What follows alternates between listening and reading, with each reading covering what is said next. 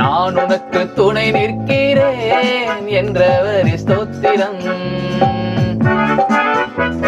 நான் உனக்கு துணை நிற்கிறேன் என்றவர் ஸ்தோத்திரம். வலக்கரம் பிடித்து துணையாய் நிற்பவரே வல்ல தேவனே ஸ்தோத்திரம்.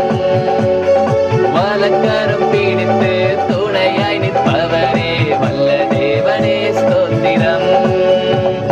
நான் உனக்கு துணை நிற்கிறேன்